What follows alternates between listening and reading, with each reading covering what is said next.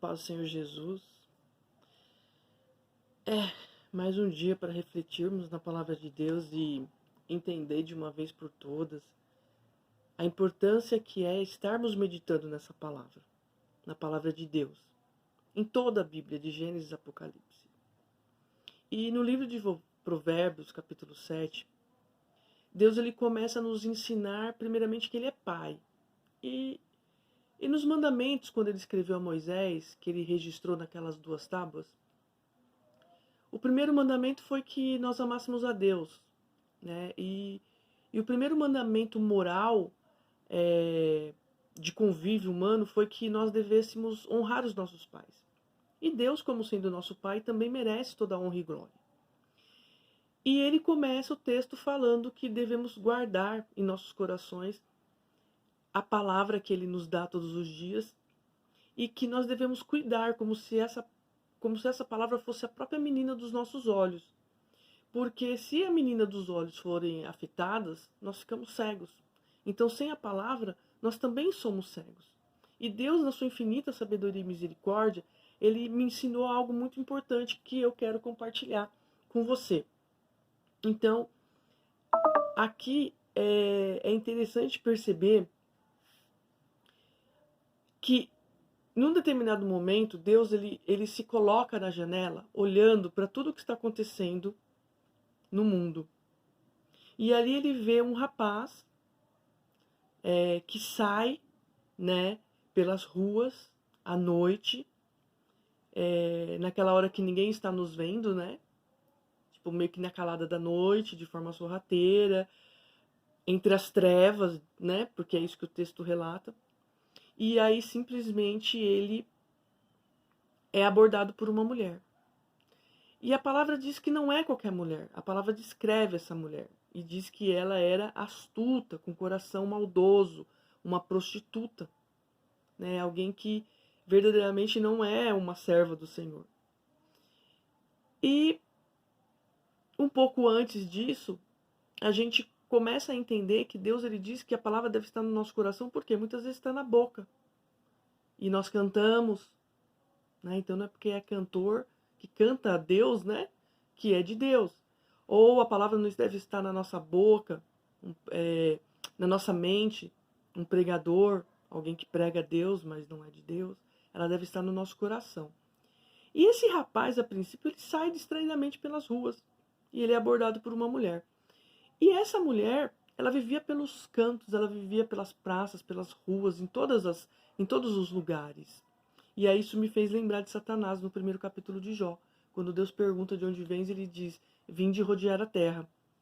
E aqui para mim fica muito claro que Deus é essa pessoa no texto que olha pela janela, que observa todas as coisas.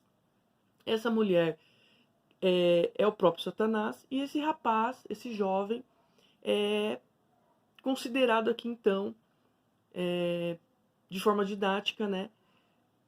Nós, os crentes, os filhos de Deus. E aí o que acontece? Acontece que essa mulher chega, se aproxima, e o texto diz que ela tinha enfeites de prostituta e um coração astuto. E aquele menino começa a dar ouvido a ela, como Eva fez lá no Jardim do Éden. E ele começa a dar ouvido àquela mulher, e de repente ele se vê seduzido por ela. Porque o pecado faz isso, o pecado nos seduz. O pecado é gostoso, o pecado é atraente. E Satanás faz uma proposta irrecusável e convida aquele homem a ter algo mais íntimo. Convida aquele rapaz a se relacionar intimamente com ele. No caso, com aquela mulher que aqui representa o próprio Satanás. E aí eu fico imaginando Deus olhando para tudo aquilo.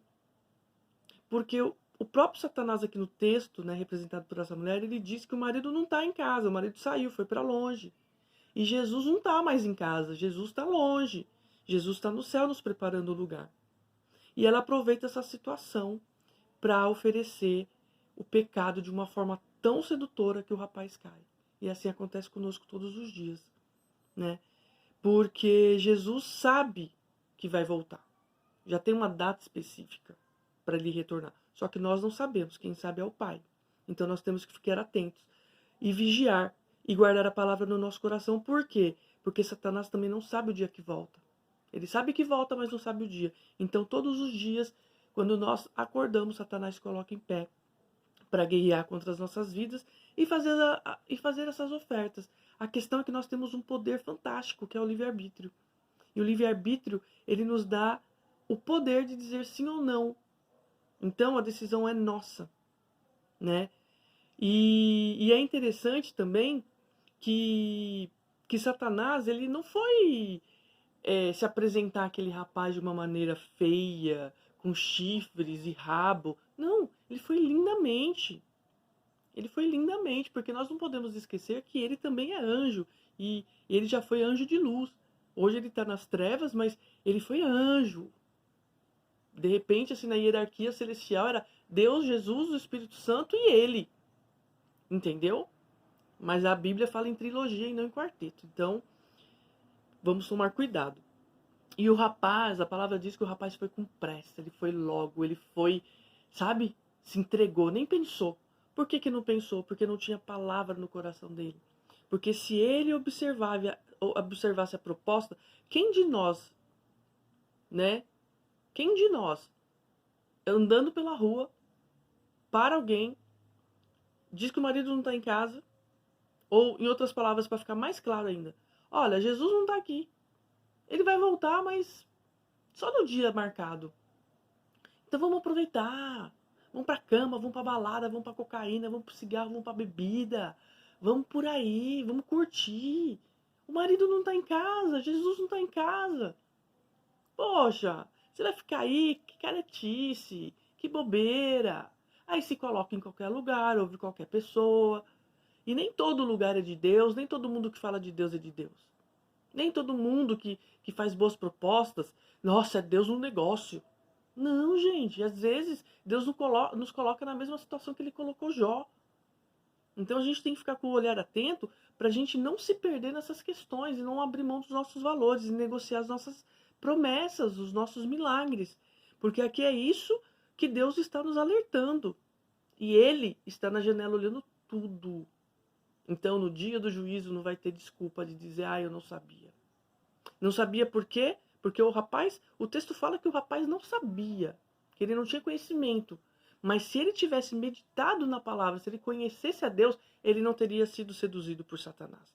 Porque quando Satanás vem, a gente sente cheiro de podridão no ar. A gente percebe logo o pecado. A gente já conhece logo a oferta. Porque durante toda a Bíblia, Deus traz relatos de coisas parecidas.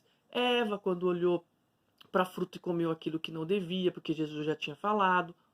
Então a palavra fala conosco. Quando a palavra diz uma coisa e nós falamos sim para uma coisa que diverge da palavra, ali já é o pecado. Por quê? Porque nós temos que obedecer a Deus. Nós temos que temer e honrar a Deus. Então, é isso que eu aprendo nesse capítulo tão interessante do livro de Provérbios, capítulo 7. Que nós precisamos sim guardar a palavra no nosso coração. Adorador em espírito e em verdade. Não um simples cantor, não um simples pregador. Mas nós devemos, de fato, sermos pastores de ovelha como Jesus foi. E conduzir a cada um para a salvação em Cristo Jesus. Que Deus nos abençoe. Amém.